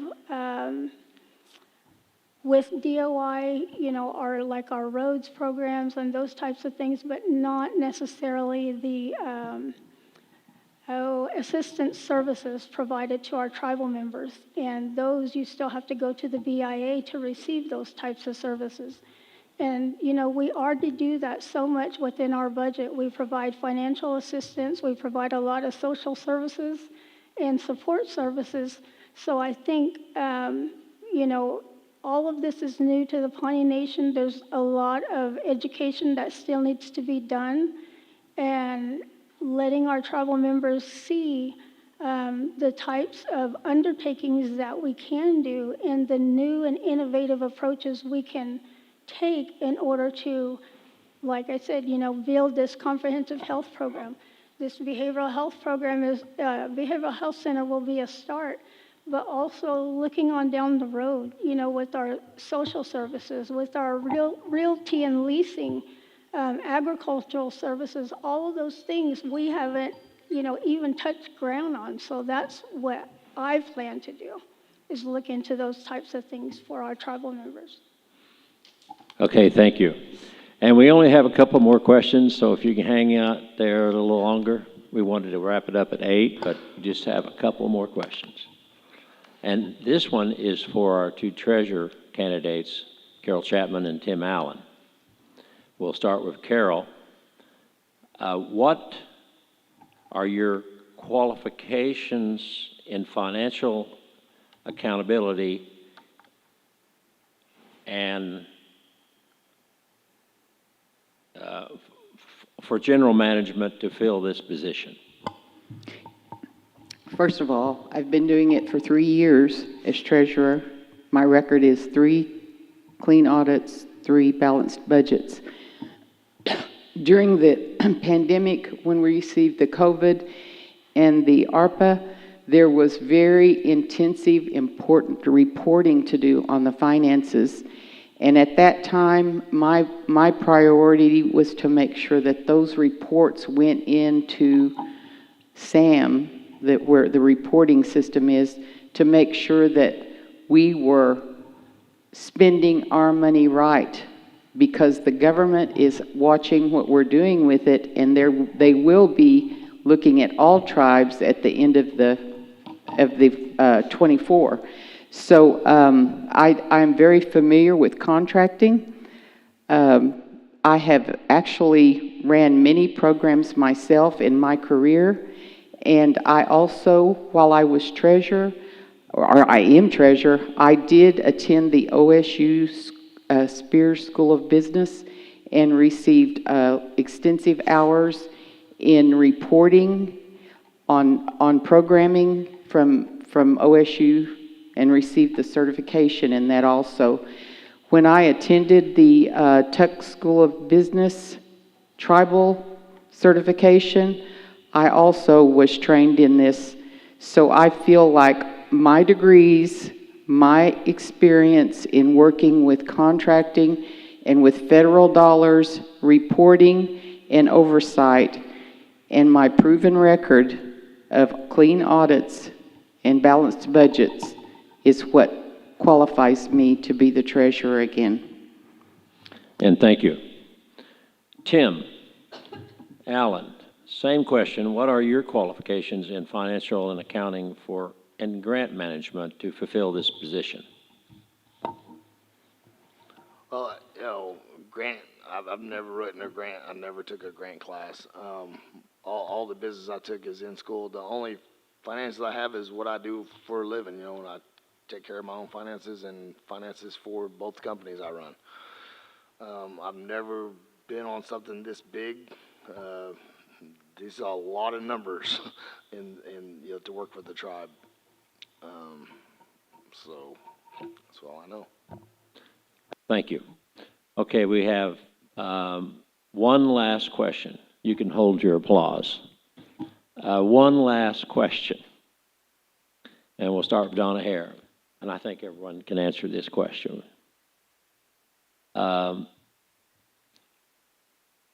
What do you see yourself doing to address climate change? And I'm assuming that as a Yeah. member of the council in your positions. Yes, this is something that we need to look at as the council and look at what we can do because it's real and it's affecting a lot of lives and with the weather patterns and the flooding and so I think it's something that we need to start looking into. We're really not engaged in it that much, except there are some, the Biden administration is coming out with initiatives, and so I think we need to be involved in it. Thank you. Leanna Teeter, how do you see yourself involved to address the climate change? Climate change. I am not familiar with that at all. So I would have to gather the facts. I would have to check with the people and hear what their comments are and how they feel about it. I would look at the Pawnee Nation and see what's best for the Pawnee Nation. And then after finding all the facts and research, then I would come to the council. I'm sure we would be discussing it, and I would come to the council and share my opinion with facts and documentation. Thank you. And Cynthia Butler, how do you see yourself addressing climate change? I think for the nation, it would have to start with our laws. It would have to start with implementing something to start any kind of initiative with it. I think that, we're taking strides through some of the grants that have come through the council, from the council, their initiatives for renewable energy. I think that that's a part of it. But I also think that we rely on the experts that we have in environmental resources to help make something like that happen. I'm really not familiar with a lot of environmental, but that's something that I'm willing to learn and willing to take more serious because we do hear about it on a national level about climate change. So it would be interesting to do a little bit more research on that. Thank you. Misty Nuttall, how do you see yourself addressing climate change? I think for the most part, it would be educating ourselves on what actually climate change is and what we can do as a nation to address issues not only on a national scale, but on our local level. We have to be able to identify, immediate threats versus our long-term threats, look at what resources we have available to address those, and then look at ways to try to circumvent that. Someone had mentioned food sovereignty earlier, and, that also is a part of it. Climate change, encompasses all of our ecosystems, and, it affects and impacts all of us, maybe not in the same way, but because we live in the same region, we're able to address the issues together, and then like I had mentioned, pull those resources together, so we suffer, the lesser of the consequences. Climate change really hasn't been addressed, within the Pawnee Nation. So incorporating it into our daily activities or events that we have, making us more socially responsible, those are ways that I would address it. Thank you. Carol Chapman, how do you see yourself addressing climate change? I think that is a very crucial issue because this is our planet and our children and our grandchildren are going to inherit what is happening right now. I think that the Pawnee Nation is already very active in this. Our vice president has been very active writing grants with Tribuquint, and we met with the USDA this week, and we talked to them about further initiatives that the tribe can go into. They are working very closely with us. We're going to have a working group, and they are going to make available to us sources of funding that we can apply for as a tribe. We already have received a geothermal grant, and there's solar energy. So hopefully someday we as a tribe can go into businesses to get revenue into our tribe by going into businesses that are clean energy and environmental, like solar energy and those types of things. So we're looking forward to working with USDA. The secretary was here from Washington, and they are, as we speak, they are setting up monthly meetings with us so that they can help the tribe seek opportunities in this area. So I'm very proud of the Pawnee Nation and what we have done right now. And I would like to give our Vice President, Jordan Canuho, credit for all of the hard work he has done on these grant applications, which are reaching over 30 million now.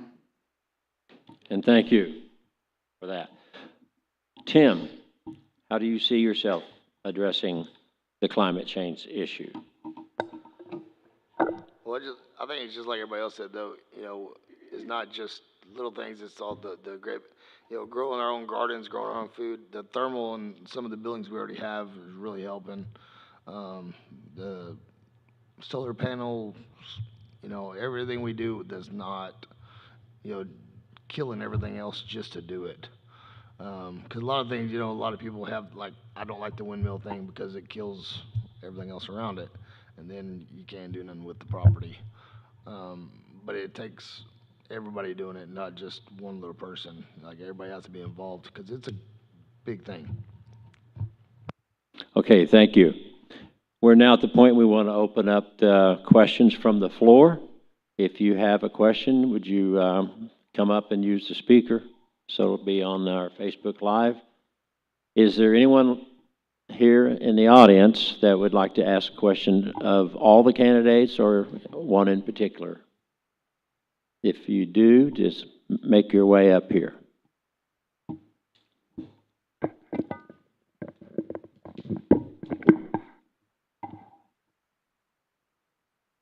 All right.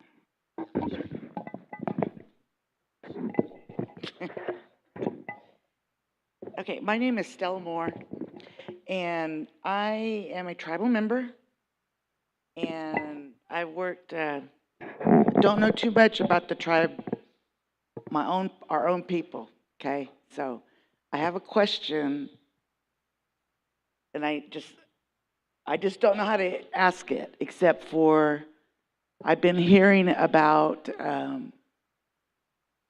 don't know if it's a company, I don't know if it's a group, I don't know exactly what it is. But I do know that the name is Evening Star. Am I correct on that? Is it Evening Star? Okay. So I was watching on YouTube the last meeting.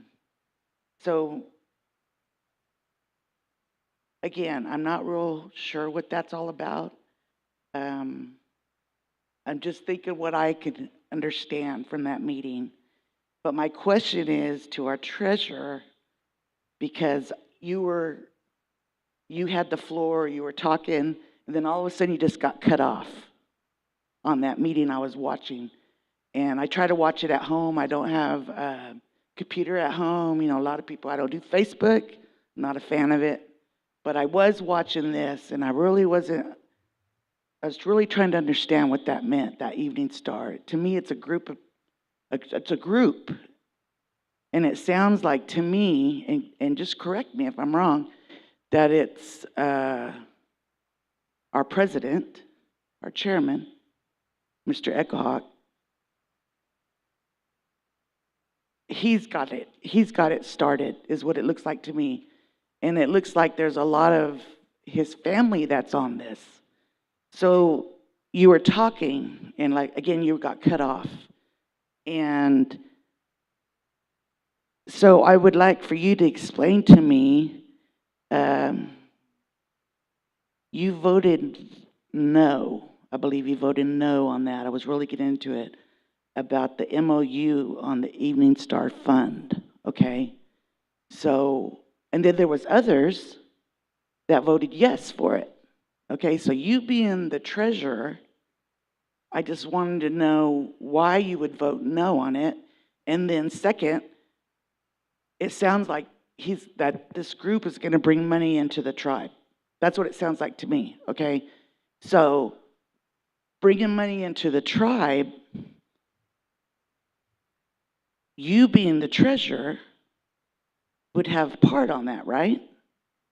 That's my question, I guess. So I wanted to know why the MOU was, why you voted no, and I guess I could ask the other ones why they voted yes. I just kind of want to see why you voted no and they voted yes.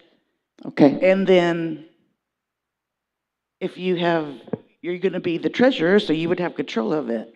Okay, does that make sense? Mhm. Okay. Just clarify. Yes, I was cut off. I mean, we had a issue with the internet. I mean, it was something like that. But yes, I will say this again. I am an independent voter. I'm a team member. I always look out for the best interest of our people. But as treasurer, I have oversight. And like I said, I'm not very popular sometimes because I do speak my voice. I speak up for our people if I feel in my heart that it is not right. And that is an issue that also became as, like Pandripa. I just, in my heart, I really felt that it was not in the best interest of our people. But what it is we as a tribe during COVID started a fundraising committee to raise extra money for our tribe. It was a full committee, one of our functioning committees that goes on. Well, it didn't raise any money. It was turned into a 501c3 nonprofit. And so what the memorandum of understanding is that we as a council voted to let them go raise money in the name of the Pawnee people. If foundation money is given to the fund for our Pawnee people's needs, it will go into their bank accounts. It will then become their money and they will re-gift it back to us. I did not agree. Under the IRS rules, we can keep that money ourselves and oversight it and watch it our own. We can take foundation donations. I did not agree that we should let an organization get it and gift it back to us. There is a majority of members who are on there from the family. I nothing personal. It's just the principle of the thing. So I just agree that I disagreed that this is not a good thing for our. Okay. I think, does anyone else, before you re-ask it, does anyone else want to address this issue? But could I just ask one thing though? So if that was, I think that's the issue. I'm a tribal member. It's So important. I'm a tribal member and I don't agree with that. Okay, you're on the business council. I don't agree on that. And surely I mean, how much is gonna go back to us? I guess that's what I want to know, but you won't know that, right? Because you're not Well, going to be involved in that. That's what you just said? It will depend on what they apply for, how much, but a percentage will go to them for doing it. and then they will re-gift the other back to us. This is the thing that I was concerned about, is that if we should get in a dispute over it, they said, well, you can end this relationship at any time because there's a savings clause in there. Well, that sounds really simple, but a savings clause is hiring expensive lawyers, paying lawyers a lot of money, going to court to settle the dispute. If the money is not in our account and it's in their account and it's their money legally that they're to re-gift, they'd have the money to go hire lawyers and we wouldn't. To me, as treasurer, I cannot agree to that. It's not in the best interest of our people when we can apply for that money ourselves. Let Donna address it. Yeah, sure. Okay, Donna, you can address that issue too. Okay, so yes, I was in favor of it because I have seen the formulation of this 501c3. I know the people involved in it. They are Pawnee. I think most of them, I don't know if there's any non-Pawnees, the majority are Pawnee. They give their own money to meet. They are committed to the tribe, and I support them. But they're going to use us. They're raising the money for us. And Put in their own account. no, but yeah, they may put it in the account, but it's because it's a 501. Just- Yes, but then it will be allocated to the tribe. But we don't know how much. But the point seems to me to be that they have pledged, correct me if I'm wrong, to re-gift it. So it doesn't matter how much if they're going to. Re-gift it after they receive a percentage of it and they hold Okay. the majority vote. What Okay. will their percentage be? According to the You don't know MOU, Jennifer, what was the percentage? Was it 10%, 30%? How much was it? But Does anyone know? so for example, this is so we have a real serious opioid problem. The Pawnees do, and we have this hospital. It's an opioid hospital. So some foundation, you could go to them as a 501c3 and say, hey, the Pawnees need all this money for their hospital and to help our people, the Pawnees. That's our Pawnee people. Okay, so this foundation can give this 501c3. Say, some foundations can give 30 million, easy. So say they were Filthy Rich Foundation and they said, okay, we're going to give Pawnees 30 million. Okay, the foundation would get a percent, the fund would get a percentage of that, and it would be several $1 million, even if it was 10% or 30%. I do not agree. We can receive that money under IRS rules in our own accounts. So what I'm saying is I'm just one tribal member that didn't know anything about this, okay? And I know there's probably a lot of people out there that don't know. Well, There's a lot of people out there that don't know. I did not And vote it's- for it's- it because I did not feel I'm it not was for in it. the best interest. I'm not for it, but thanks Yes. for explaining that. Yes, thank you. Are there any more questions from the audience? If not, then we will close this forum. And I would like to thank everyone for coming out tonight. I guess it's been a very successful candidate forum, the number of questions we had and people watching online. This video was shared to 3 other people. So the candidates are required to give a closing remark, limited to 2 minutes. So we'll start with Donna Hare, and this will conclude our program after they give their closing remarks. Okay. One thing that I didn't mention earlier is that I have served 2 terms on the council, and I think it's really important for the council to get along well, to communicate well, and to listen, to the voice of the people. But something I think is also very important is for us to acknowledge staff and to understand that we would be nowhere if we did not have the staff that we have in place. And so I think it's really important that as we go forward, that we not only show each other respect and keep with our team, we did a lot of team building. And to keep that in place and to show our staff respect and to show them that we support them and for us to all be one team and move together, for the betterment of the Pawnee people. Thank you. Leanna Teeter. I will support a form of government to improve relations and actions, allowing Pawnee Nation economic success while also maintaining our tribal culture and traditions.